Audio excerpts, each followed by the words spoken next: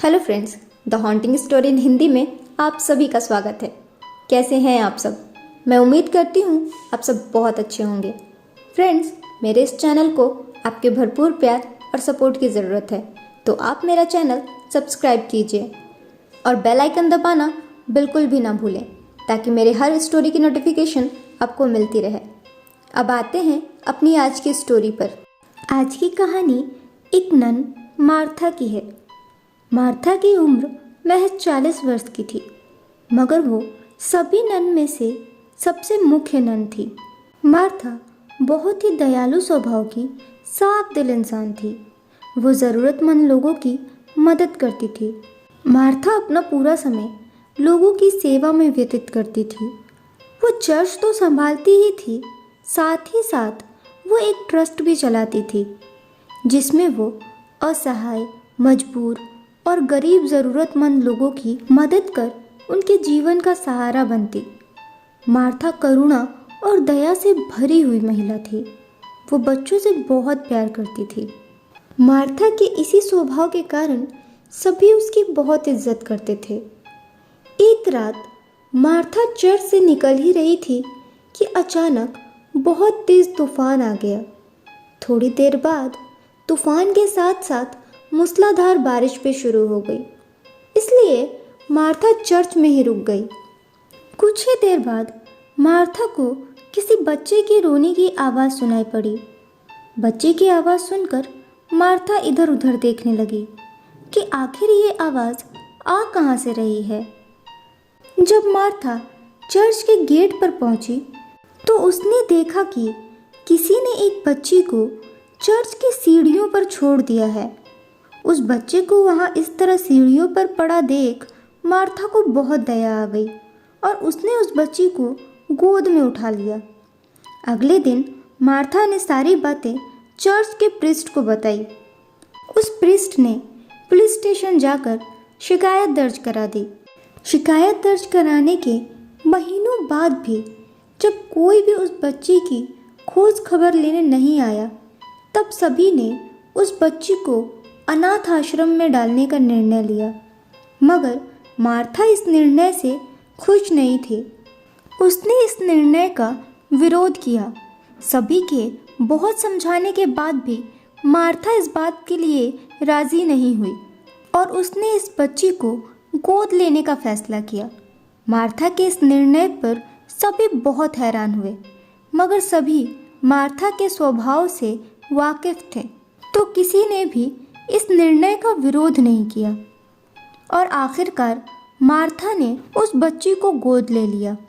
Martha ने उस बच्ची को एक नई पहचान दी और उस बच्ची का नाम जेनिफर रखा। मार्था ने जेनिफर को बड़े स्नेह और लाड प्यार से पाला। मार्था को जेनिफर से इतना प्यार था कि वो जेनिफर को एक पल के लिए भी अपनी नज़रों से ओझल नहीं होने देती थी। मार्था जेनिफर को हमेशा अपने आसपास अपनी आंखों के सामने ही रखती। धीरे धीरे वक्त बीतता चला गया। अब जेनिफर 20 साल की हो गई, फिर भी मार्था कभी भी जेनिफर को अपनी आंखों से ओझल नहीं होने देती। मार्था चाहती थी कि जेनिफर भी उसी की तरह एक नन बने, इसलिए मार्था बचपन से ही जेनिफर को घर से बाहर नहीं जाने देती। जेनिफर को किसी भी चीज़ की ज़रूरत होती तो मार्था उसे खुद ला कर देती, क्योंकि मार्था को हमेशा यही डर लगा रहता था कि अगर जेनिफर घर से बाहर जाएगी तो वो कहीं नन बनने से इनकार न कर दे। इसलिए मार्था जेनिफर को नन के बारे में उल्टी सीधी बातें बताती, जैसे एक नन की बेटी हमेशा नन ही बनती है। मार्था ने जेनिफर को बचपन से ही यही सिखाया था कि बड़े होकर उसे नन ही बनना है। इसलिए मार्था कभी भी जेनिफर को घर से बाहर निकलने ही नहीं देती और ना ही किसी को जेनिफर से मिलने देती। लेकिन जैसे जैसे जेनिफर बड़ी हो रही थी, वैसे वैसे उसका बाहरी दुनिया की ओर झुकाव बढ़ता ही जा रहा था। एक रात जेनिफर मार्था से छुपकर घर से बाहर चली गई। जब उसने बाहरी दुनिया देखी तो उसे बहुत अच्छा लगा। अब जब भी जेनिफर को मौका मिलता वो मार्था से छुपकर घर से बाहर चली जाती। बाहर जाकर जेनिफर ने बहुत सारे दोस्त बनाए। उन दोस्तों में से एक लड़का था मार्टिन, जिससे जेनिफर को प्यार हो गया और अब जेनिफर मार्टिन से शादी करना चाहती थी। ये बात जब मार्था को पता चली तो उसने जेनिफर को बहुत डांट लगाई और डांट लगाते हुए कहा कि एक नन कभी शादी नहीं करती। ये बात सुनकर जेनिफर ने गुस्से से मार्था को बोला, मुझे नन नहीं बनना, मुझे मार्टिन से शादी करनी है। ये सब कुछ सुनकर मार्था का डर और बढ़ गया कि कहीं जेनिफर उसे छोड़ कर न चली जाए। अब उसने जेनिफर को उसी के घर में जैसे कैद कर दिया। अब वो जेनिफर को उसके कमरे से भी बाहर नहीं आने देती। एक दिन जेनिफर मौका देखकर मार्टिन से मिलने के लिए निकल ही रही थी, तब तक मार्था ने उसे देख लिया और उसने जेनिफर को बहुत डांट लगाई। जेनिफर और मार्था के बीच में बहस होने लगी। मार्था की बातें सुनकर जेनिफर को बहुत गुस्सा आया और उसने मार्था को गला दबाकर मार डाला। मार्था को मारने के बाद जेनिफर और मार्टिन ने मिलकर उसकी बॉडी को उसी के घर के बेसमेंट में दफना दिया। लोगों के ये पूछने पर कि मार्था कहाँ है, जेनिफर सबको एक ही जवाब देती कि मार्था ट्रस्ट के किसी काम से शहर के बाहर गई हुई है और वो कुछ दिनों तक वहीं रहेगी। फिर जेनिफर और मार्टिन ने शादी कर ली। शादी के बाद मार्टिन के परिवार ने जेनिफर को अपनाने से साफ साफ इनकार कर दिया और जेनिफर के साथ साथ मार्टिन को भी घर से निकाल दिया, जिसके कारण मजबूर होकर मार्टिन और जेनिफर को मार्था के घर लौटना पड़ा। शुरुआत के कुछ दिनों तक सब कुछ बहुत अच्छा था। जेनिफर और मार्टिन एक दूसरे के साथ बहुत खुश थे। एक रात जब जेनिफर और मार्टिन सो रहे थे तो किसी आहट के कारण मार्टिन की नींद खुल गई और मार्टिन उस आहट का पीछा करते हुए घर के बेसमेंट तक जा पहुंचा। जब मार्टिन बेसमेंट में पहुंचा तो उसे वहां कोई भी दिखाई नहीं दिया, लेकिन जैसे ही वो अपने कमरे के अंदर दाखिल हुआ तो उसने अपने सामने मार्था को खड़ा पाया।